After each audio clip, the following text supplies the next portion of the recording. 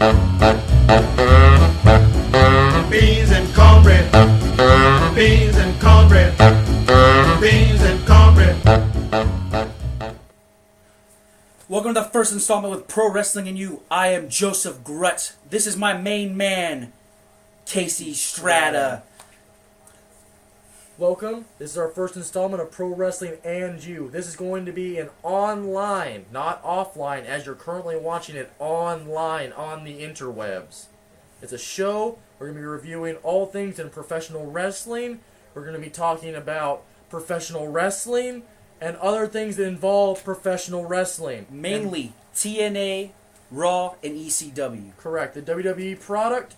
We don't really watch Ring of Honor simply because we are too poor to afford DVDs. You can send us questions about Ring of Honor. We'll say we've never really seen it, but we know it has great wrestling. And we do plan on going. We are in Orlando. Yes. So we do plan on going to the two shows that are going to be in Orlando because we're just pro wrestling fans and we like to watch wrestling. So. Correct. We're coming straight to you from our awesome studio apartment.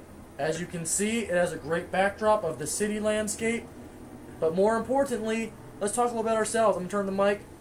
Joey, let's do it. I'm Joseph Grutz, the Grutz. I'm 22. I've been watching wrestling all 22 years of my life. My favorite three pro wrestlers: Bret Hart, come on, the excellence of execution. Mm-hmm. You've got Taz, human suplex machine. This guy is freaking amazing. And it'd have to be Mr. Perfect. Perfect. Mr. Perfect. Yeah, that's how it goes. I support TNA, WWE. I just support wrestling in general. I have very mixed emotions on what's going on in TNA and kind of what WWE is doing with their product right now. Casey, why don't you spit out my mouth? I'm Casey Strata. Some people call me Casey Estrada. It's okay. We can be informal. And Casey's just fine for right now. However, you can call me Mr. Strata if you are not. It doesn't matter. Anyways, so basically, I also feel the same way. I like the WWE product. Do I think it's outstanding? Unfortunately, I don't. Do I want it to be outstanding? I love professional wrestling. I mean, you got guys, punch each other, European uppercut, all kinds of stuff's going on. But I like the total non-stop action. TNA is great. It's in our own backyard. We live in Orlando. We go to the Impact Zone. We go to Universal Studios, and they're awesome 1,200 person, Soundstage 21. Downstage 21, Don West and Mike Tenay. We love it, and I think TNA, we're going to go into more depth about TNA in Next video. We Yeah. plan on doing this a weekly or maybe bi-weekly if I can, get over here to this awesome soundstage 25, whatever. And on another note, as I was saying, I like the WWE. I mean, I try to watch Raw every Monday night. I try to watch ECW. I know it's horrible. I still watch it, though. I don't have much to do on Tuesdays at 10, while I'm shaving or doing Lincoln Logs, whatever it is I might be playing around with at the time. And, we're going to be covering that with TNA and such. You can go ahead and send us any questions you might want to. But I think we're going to talk a little bit about Monday Night Raw For the first installment, I think we're just going to stick to the Raw, which was 10/29. 10/29. Pre-Halloween Raw. That's correct. It was a little bit spooky. A little bit spooky. The Raw opened with the Divas Battle Royal. Not only a Divas Battle Royal, a costume Battle Royal. Yeah, costume Battle Royal. We had Victoria in a sumo suit, which I think was, you could call it lame. Amazing. I thought it was fun. Amazing. I mean, you got her in this big sumo suit. She can, in the suit, she wrestles as good as pretty much all the other divas. So it was more putting her on an equal playing field. I agree. Her rolling down the ramp, classic, by the way. Classic indeed. Pratfall. We had, who else? We had Victoria, Mickie James. Mickie James is a Kelly sexy Kelly. Indian. Kelly is a whore. Yeah. We had Tori Wilson. Tori Wilson, who doing a total face thing while in Philadelphia wearing the Eagles outfit because she got booed the night before for being an idiot. she's blonde. Who else was in that match? I think that's... Melina's the Vegas showgirl.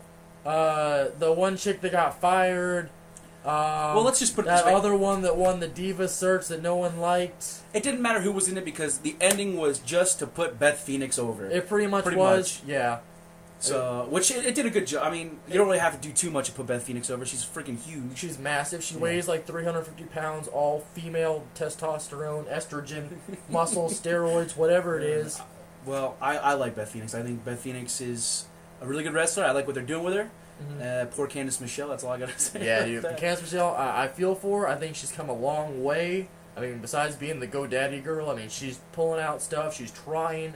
She's made more progress, I think, than any of the I'm not gonna say she's a better wrestler than Mickie James or Melina or anyone, but I think as far as what we've seen from other people, other female wrestlers, I use that loosely, she's come a longer distance than anyone else. I mean, Kelly Porter almost died doing one spot, and I'm not gonna say that pro wrestling is an easy thing to learn. It's obviously a fickle mistress, but as far as a lot of these chicks can do it. I think Candice Michelle, unfortunately, even though she nearly died like a week ago, she's coming a long way. And with Beth Phoenix, I think she's gonna be a big player in the women's division if they ever actually make it legitimized. Yep. And she's kind of sexy. I like her heel music. After we had the Divas Battle Royal, we had a couple. We had what do we have after the? We had Divas Battle Royal? a very long-winded Shawn Michaels segment where he talked about wanting his title shot, about how Randy Orton gave him a low blow. Vince was there. He had some really bad sports coat. I don't recall really. Our next match was. What do we have? We're gonna be out of order because it was a week ago. We don't remember. Yeah, we're trying here. We had a Hornswoggle versus Coach match. Mick Foley. Okay, first of all, I didn't cover this. My three favorite wrestlers. I love the Ric Flair. He's the greatest man to ever strap on a pair of boots. I like Mick Foley, Miss Foley's baby boy. These are some of my favorite guys here. I like the Chris Jericho. And I love to see Mick Foley. He's hilarious. You can call him a glorified stuntman, whatever you want. The man's funny. However, seeing him on Raw was pretty effing lame, just to be honest. He's pulling out a mini Socko for Hornswoggle. He's just kind of like a joke of his former self. It was like a cheap pop that really didn't need to happen, basically. Yeah, I mean, he always ribs on cheap pops. Mick Foley is a cheap pop, and this is like a lamer cheap. This is like Discovery Zone Mick Foley. Like, this is the guy that comes and does balloon animals and stuff that you don't really want to see. Not the guy that wraps barbed wire around his arm and does off the apron all kinds of cool stuff. That was a very lame segment. I didn't like it at all. I thought it was stupid. Yeah. It was unnecessary. I understand that you got Hornswoggle, being Vince McMahon's son. That's they had to find a filler. They had to find a filler for Ken Kennedy. Yeah, obviously because Ken understand Kennedy was that. suspended. Yeah. So I think they could have done a little better job there, or maybe even postponed it until he Yeah. came back. I think Ken Kennedy would have been the best fit for that. They had many options. Yeah. We had a Paul London versus Lance Cade. You know what? I think that I think it was smart to put Lance Cade over simply because Paul Lundgren and Brian Kendrick, the team Lundrick, will probably kill themselves doing planchas and stuff I agree. In the next 6 months. It seems to me like Paul London, I'm not saying that I can do a standing shooting star press. You can look at me, I'm not in that great a shape. But I'm just saying the man attempts to do things that no one can do, and he doesn't do it well, and he always nearly kills himself in every match. Well, and you have, let's put it this way, London and Kendrick are your top face team. They're pretty much Pretty much, over like yeah. the Hardy Boys were. And then you Yeah. have your heel team. You got Lance Cade and Trevor Murdoch. The redneck whirling dervish. Exactly, my friend. And they had the whole Trevor Murdoch and Mickie James thing. Yeah. That was Yeah. pretty interesting. I'm wondering what's going on with that as far as Trevor Murdoch. I love him. He's got the chops. It's great. The different hair color with the chops and stuff. I like that. It's awesome. Is Trevor Murdoch gonna have a face run? Now let me answer this for you. I hope that does not happen. I'll agree. I like that they're heels. I like them together. And we've seen it all too many times in pro wrestling. One guy Yeah. leaves the group, they split the tag team, Yeah. and then one guy just falls off. Yep. That's it. I like to call it an America's Most Wanted. Whatever happened to James Storm? That's all I'm saying. And even for that matter, Chris Harris. I could give a rat's ass about that dude. And But then that's not here nor there.